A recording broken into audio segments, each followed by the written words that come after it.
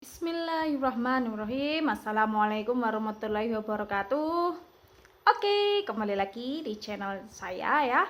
Kita akan melanjutkan materi kuliah pengawasan mutu yang sebelumnya kalian sudah mempelajari tentang apa kemarin?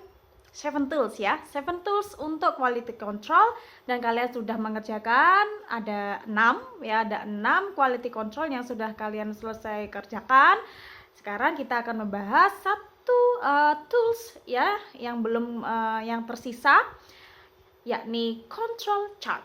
Oke, nanti insya Allah akan saya coba kemukakan menggunakan PPT dari laptop saya ya. Harapannya kalian bisa lebih memahami. Nah, sebelum saya shoot ke laptop saya, jadi teman-teman, control chart ini ya itu untuk membuat peta ya. Peta apa? Nah, peta perubahan mutu dari waktu-waktu.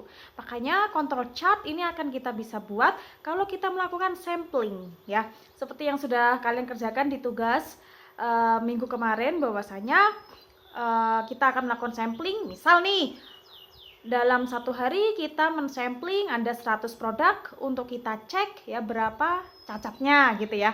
Dan kita akan melakukan sampling itu sebanyak 20 kali. Berarti artinya kita akan mensampling sebanyak hasil dari 20 kali produksi, dimana di setiap sampling kita bisa tentukan jumlah sampelnya yang akan kita cek ya, cacat tidaknya. Nah, itu kita bisa tentukan sendiri. Oke, jadi ingat bahwasanya control chart ini adalah hasil representatif dari perubahan mutu waktu ke waktu hasil dari sampling. Oke, langsung saja kita masuk ke materi hari ini, yakni tentang control chart.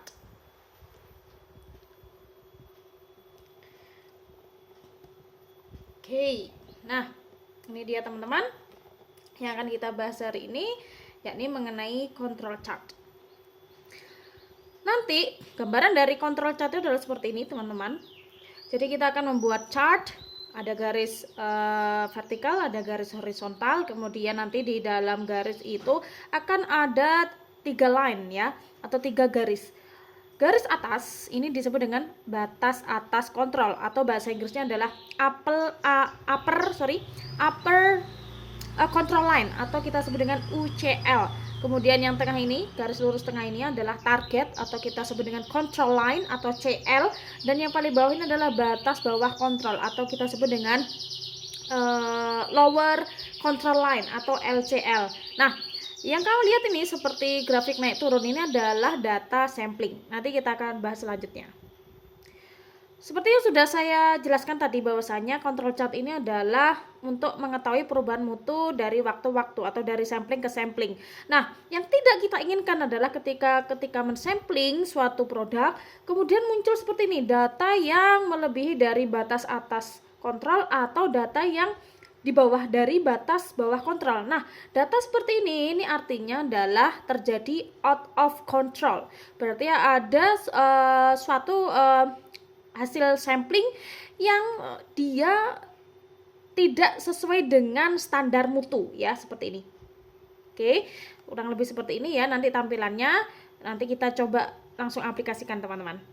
Nah, sebelum saya jelaskan macam-macam dari control chart, kita pahami dulu apa bedanya unit cacat dan cacat. Atau gampangnya gini deh, unit adalah jumlah atau produk cacat, sedangkan ini adalah jenis cacat. Ya. Jadi unit cacat, istilah bahasa Inggrisnya adalah non-conforming unit, atau kita bisa sebut defective. Ya, jadi ada kata unit berarti adalah barangnya ya, barangnya teman-teman, produknya teman-teman. Jadi misal seperti ini, barangnya misal adalah buah mangga. Jadi kalau misal dalam 100 buah mangga itu ada 3 buah mangga yang cacat, berarti itu kategori unit cacat. Sedangkan kalau cacat atau kita bisa dengan jenis cacat, istilahnya adalah non-conformities atau defect. Nah, ini adalah menjelaskan tentang jenis cacat. Misal kalau tadi di buah mangga, maka jenis cacatnya adalah misal bintik-bintik hitam. Kemudian misal dia memar. Kemudian cacat yang lain di buah mangga adalah mungkin ada ulat. Nah, itu kategori cacat. Oke, kenapa kok kalian harus memahami dulu tentang apa itu unit cacat dan cacat? Karena ini nanti terkait tentang macam-macam kontrol cat.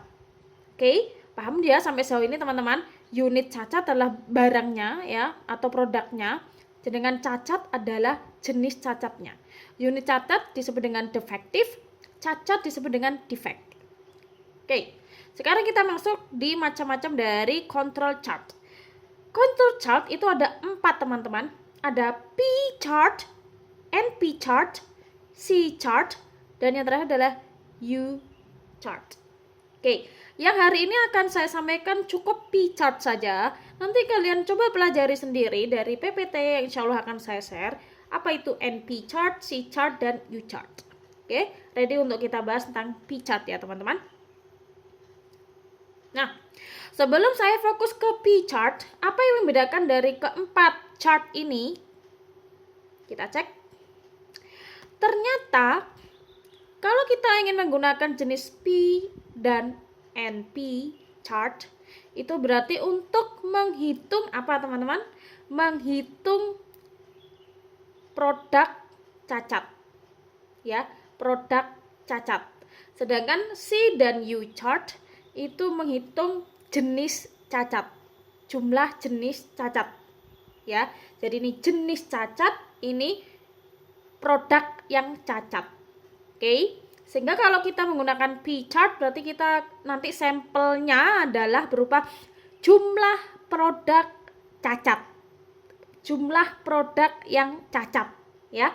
Dan di sini ada kategori sample size, atau ini maksudnya adalah jumlah sampling atau jumlah produk di setiap sampling itu bisa konstan. Konstan itu artinya seperti apa? Jadi misal gini, kita akan sampling 20 kali.